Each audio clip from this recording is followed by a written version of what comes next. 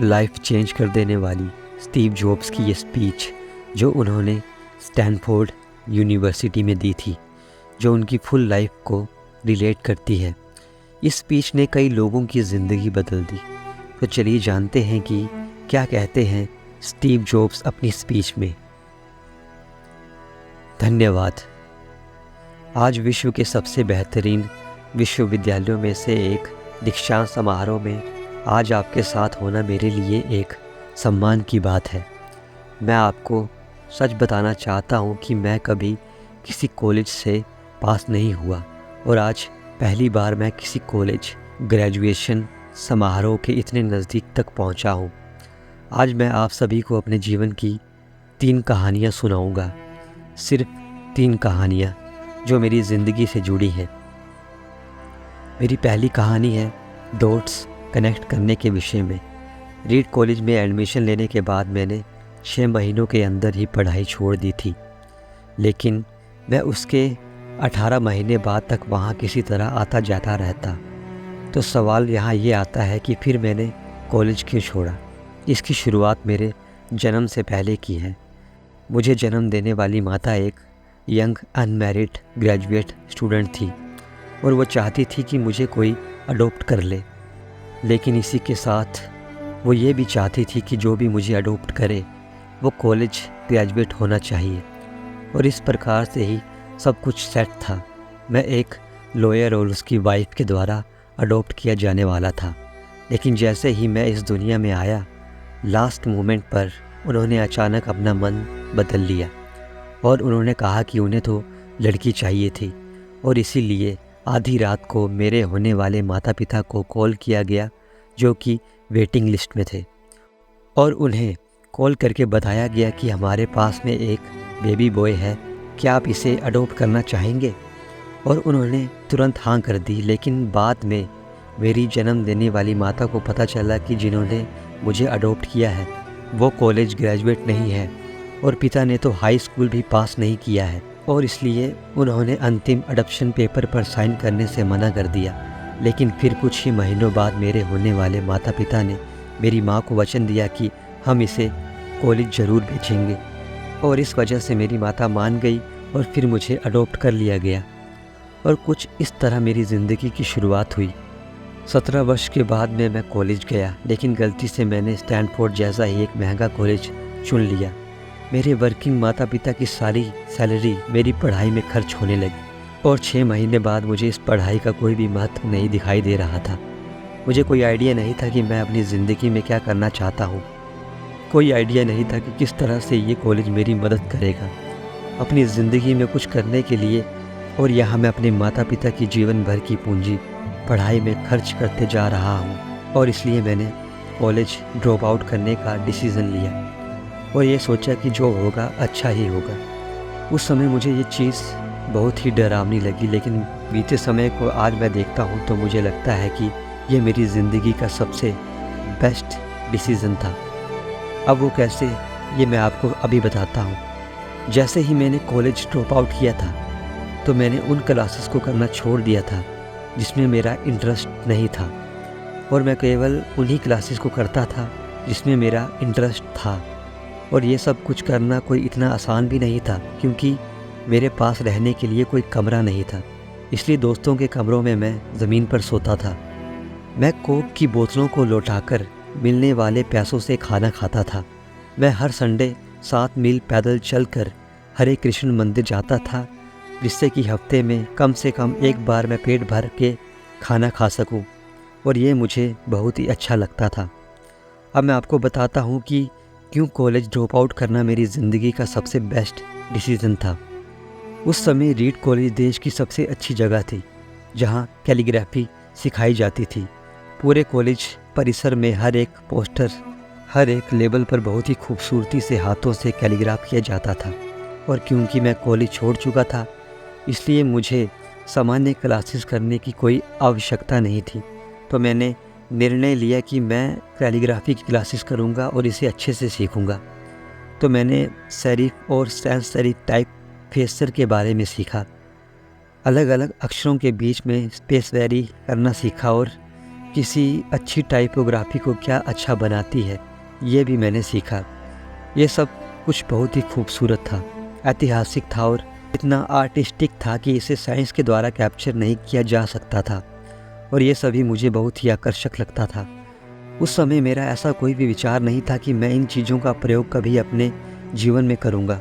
लेकिन जब 10 साल बाद हम अपना पहला मैकिंटोश कंप्यूटर बना रहे थे, तब मैंने इसे मैक में डिज़ाइन कर दिया और यह बहुत ही खूबसूरत टाइपोग्राफी वाला विश्व का पहला कंप्यूटर बन गया।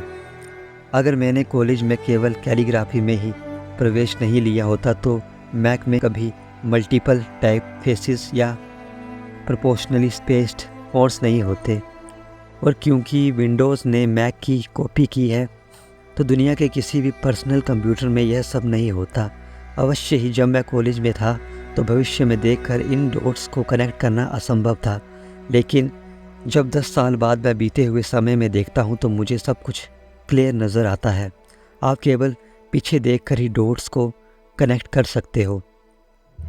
इसलिए आपको विश्वास करना होगा कि अभी जो भी हो रहा है वो आगे चलकर किसी न किसी तरह से आपके फ्यूचर से कनेक्ट हो जाएगा। आपको किसी न किसी में तो विश्वास करना ही होगा, अपने गट्स में, अपने भाग्य में, अपने जीवन में या फिर अपने कर्मों में। किसी न किसी चीज़ पर तो विश्वास करना ही होगा, क्योंकि इस बात में विश्वास रखना कि आगे चलकर डॉट्स कनेक्ट होंगे, ये आपको अपने दिल की आवाज़ सुनने की हिम्मत देगा। और उस समय भी जब आप बिल्कुल अलग रास्ते में चल रहे होंगे, और यही बात आपको बाकियों से अलग बनाएगी।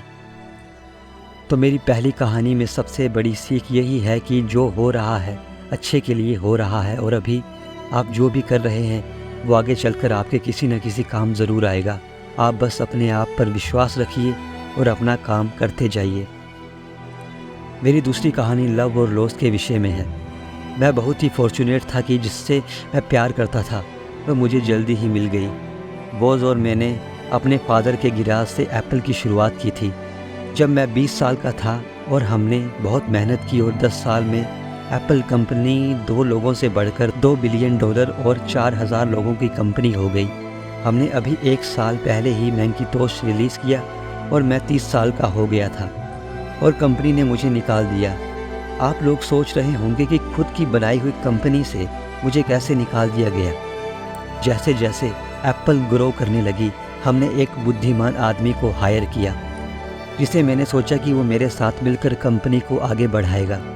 पहले 1 साल तक सब कुछ ठीक चल रहा था, लेकिन फिर उसके बाद कंपनी के फ्यूचर को लेकर हम दोनों में विवाद होने लगे और बात बोर्ड ऑफ डायरेक्टर तक पहुंच गई, और उन लोगों ने उसका साथ दिया, और इस तरह 30 साल की उम्र में मुझे अपनी ही कंपनी से निकाल दिया गया, जो मेरी पूरी एडल्ट लाइफ का फोकस था। वो अब फिनिश हो चुका था और यह पूरी तरह से मुझे बर्बाद करने वाला था, और कुछ महीनों तक मुझे कुछ भी समझ में नहीं आ रहा था कि मैं क्या करूं। मैं एक बहुत ही बड़ा पब्लिक फेलियर था, और एक बार तो मैंने वैली छोड़कर जाने का भी सोचा, लेकिन धीरे धीरे मुझे एहसास हुआ कि मैं जो काम करता हूं मैं उसके लिए अभी भी पैशनेट हूं।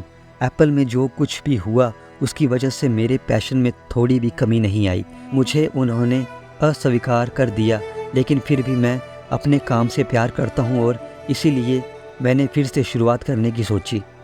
मैं उस वक्त ये नहीं देख पाया था, लेकिन अब मुझे लगता है कि एप्पल से निकाले जाने से अच्छा मेरे साथ कुछ और हो ही नहीं सकता था। सफल होने का बोझ अब बिगिनर होने के हल्केपन में बदल चुका था। मैं एक बार फिर से स्वयं को बहुत ही हल्का महसूस कर रहा था, और इसी आज़ादी की वजह से मैं अपने जीवन के सबसे क्रिएटिव पीरियड में चला गया। अगले 5 सालों में मैंने एक कंपनी नेक्स्ट डोर, दूसरी कंपनी पिक्सार शुरू कर दी, जिससे मेरी मुलाकात एक अद्भुत महिला से हुई, जिससे आगे चलकर वो मेरी पत्नी बनी। पिक्सार ने विश्व की पहली computer animated movie toy story बनाई, और आज के समय में यह दुनिया का सबसे सफल एनिमेशन स्टूडियो है। और एप्पल ने एक अप्रत्याशित कदम उठाते हुए नेक्स्ट को ख़रीद लिया, और मैं फिर से एप्पल में चला गया। आज एप्पल नेक्स्ट द्वारा विकसित की गई टेक्नोलॉजी का उपयोग करती है, तो यहाँ पर मैं पूरे विश्वास के साथ कह सकता हूँ कि अगर मुझे एप्पल से नहीं निकाला गया होता तो यह सब कुछ मेरे पास नहीं होता। यह एक कड़वी दवा थी, लेकिन मेरे विचार में मरीज़ को इसकी ज़रूरत थी। कभी कभी ज़िंदगी आपको इस तरह की ठोकर मारती है, लेकिन आप विश्वास मत खोइए। मैं विश्वास के साथ कह सकता हूँ कि मैं सिर्फ इसीलिए आगे बढ़ता गया क्योंकि मैं अपने काम से प्यार करता था। जितना अपने प्यार को जानना ज़रूरी है, उतना ही ज़रूरी है अपने काम को खोजना जिसे आप सच में एंजॉय करते हो, क्योंकि आपका काम आपकी ज़िंदगी का एक बहुत ही बड़ा हिस्सा होता है। और वास्तविक रूप से संतुष्ट होने का सिर्फ यही एक तरीका है कि आप वो करें जिसे आप एक बड़ा काम समझते हैं, और बड़ा काम करने का सिर्फ एक ही तरीका है कि आप वो करें जो आपको करना पसंद है। और अगर अभी तक वो काम आपको नहीं मिला है तो आप रुकिए मत, उसे खोजते रहिए।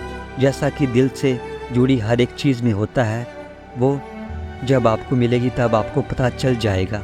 और जैसा कि किसी अच्छे रिलेशनशिप में होता है, वो समय के साथ साथ और भी अच्छा होता जाता है। इसलिए इसे खोजते रहिए, रुकिए मत। मेरी तीसरी कहानी मृत्यु के बारे में है। जब मैं 17 साल का था तब मैंने एक क्वार्ट में पढ़ा था, यदि आप हर दिन ऐसे जिएंगे जैसे आपकी ज़िंदगी का आखिरी दिन है तो आप किसी न किसी दिन सही साबित हो जाएंगे। और इसने मेरे दिमाग पर एक बहुत ही बड़ी छाप छोड़ दी।